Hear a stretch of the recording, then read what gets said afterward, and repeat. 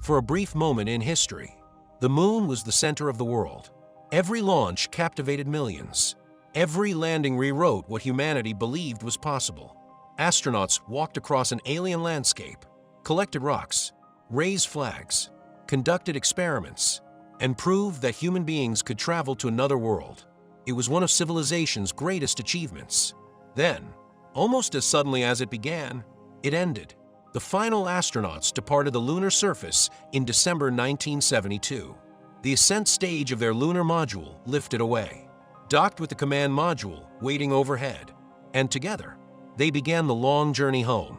No one has walked on the moon since. More than half a century has passed.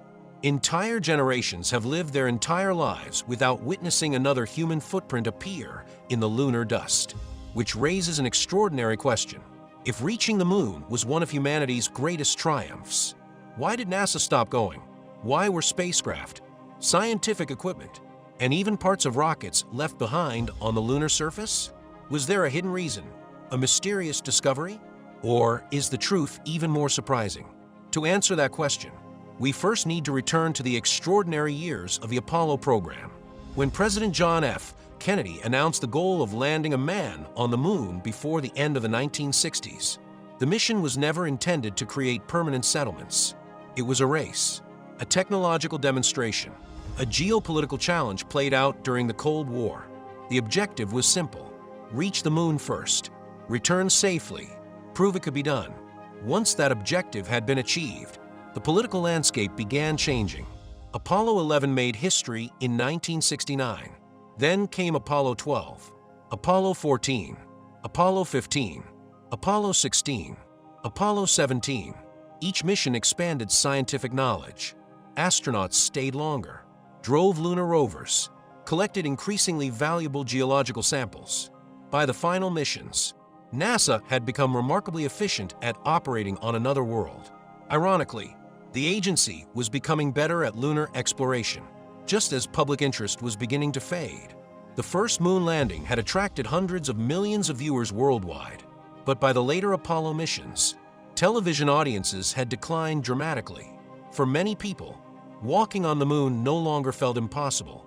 It had become expected, governments noticed, and government budgets followed public priorities. The Apollo program was extraordinarily expensive. At its peak, it consumed roughly 4% of the entire United States federal budget, an amount almost unimaginable today. The Saturn V rockets alone were engineering masterpieces, standing over 110 meters tall, producing more than 34 million newtons of thrust at liftoff. Each launch required thousands of engineers, technicians, factories, and years of preparation. The cost of sending humans to the moon remained immense. As the Cold War evolved, new priorities emerged. The Vietnam War demanded enormous financial resources. Domestic programs expanded. NASA itself began looking toward new goals, including reusable spacecraft that eventually became the Space Shuttle. The result was not a sudden abandonment. It was a gradual shift in priorities. Apollo missions 18, 19, and 20 had once been planned. Some hardware had already been built. Saturn V rockets stood ready, but those missions were canceled. Not because astronauts discovered something frightening on the moon. Not because of hidden alien structures. Not because NASA lost the ability to return. Simply because political support and funding declined. Yet something remarkable remained behind. The moon became an enormous time capsule. Unlike Earth, the moon has virtually no atmosphere, no wind, no rain, no flowing rivers, no vegetation, no weather capable of erasing history. Every footprint left by Apollo astronauts still exists today. Every rover remains where it stopped. Every experiment remains where it was deployed. Even tracks left by the lunar vehicles continue stretching across the surface. Among the most fascinating objects left behind are the descent stages of the lunar modules. Each Apollo landing required a two-part spacecraft. The lower descent stage carried fuel for landing, landing legs, scientific equipment, and cargo. Once astronauts completed their exploration, they climbed into the upper ascent stage. That smaller spacecraft launched from the descent platform, leaving the lower portion permanently on the moon. In other words, Part of every lunar landing vehicle still sits exactly where it landed, silent monuments to humanity's first journeys beyond Earth. The ascent stages themselves did not remain forever. After carrying astronauts back into lunar orbit, most were intentionally crashed into the moon. NASA did this for science. Sensitive seismometers placed on the lunar surface recorded the impacts. By studying how seismic waves traveled through the moon, scientists learned about its internal structure. Even the discarded spacecraft continued contributing to exploration.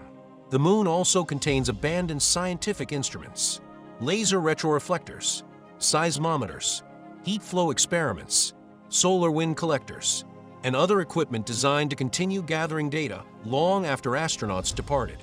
Some functioned for years. Others eventually fell silent. One experiment still operates today: the laser retroreflectors. These simple arrays of mirrors require no electricity. Scientists on Earth continue bouncing laser beams off them to measure the Earth-Moon distance with astonishing precision. Every year, the Moon drifts approximately 3.8 centimeters farther away from Earth. We know this partly because astronauts left mirrors behind more than 50 years ago. Perhaps the most famous abandoned machines are the lunar roving vehicles. Beginning with Apollo 15, astronauts drove battery-powered cars across the moon. They dramatically expanded the distance crews could travel. Instead of remaining near the landing site, astronauts explored valleys, mountains, ancient lava plains, and crater rims. When each mission ended, the rovers remained behind, parked forever beneath the black lunar sky, their batteries exhausted, their wheels motionless, still facing the horizon where the astronauts last saw Earth. But why leave so much behind? The answer comes down to physics. Every kilogram launched from the moon required additional fuel. Additional fuel required larger spacecraft. Larger spacecraft required even more fuel to land in the first place. The mathematics of rocketry becomes unforgiving very quickly.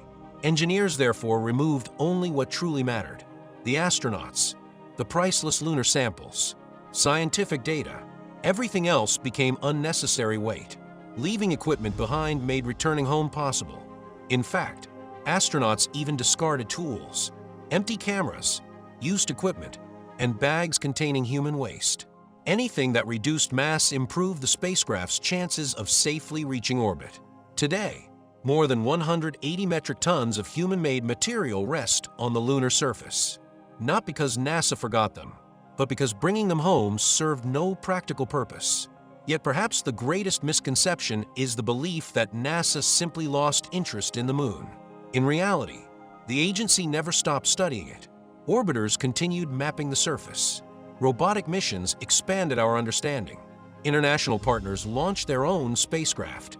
Scientists increasingly realized that the moon held resources far more valuable than anyone appreciated during Apollo. Water ice hidden inside permanently shadowed polar craters. Potential fuel sources.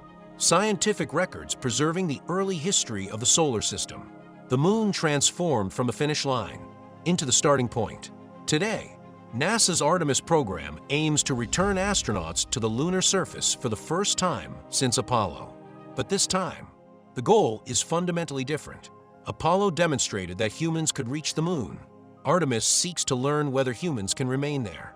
Future missions are expected to target the lunar South Pole, establish longer stays, develop surface infrastructure, and prepare for journeys even farther away, including Mars. In many ways, the equipment left behind by Apollo now serves another purpose. It reminds future explorers where humanity's first chapter on the moon ended, before the second chapter begins. Perhaps the most haunting aspect of the abandoned hardware is its silence. The rovers will never drive again. The descent stages will never launch. The flags have likely faded under decades of intense ultraviolet radiation, yet the footprints remain, perfectly preserved in dust that has remained largely undisturbed for billions of years. Unless struck by a micrometeorite, they may survive for millions of years. A future civilization exploring the moon could one day discover those artifacts, not as ruins weathered by wind and rain, but as frozen moments in time. A vehicle waiting for drivers who never returned, a ladder leading nowhere, a scientific instrument patiently facing Earth. footprints crossing the gray dust before stopping forever. And perhaps that is the deeper truth behind NASA's departure. The moon was never truly abandoned. It was paused. The Apollo program accomplished exactly what was designed to do. It proved that humanity could leave one world, walk upon another, and return safely home. What remained behind was never waste. It became history,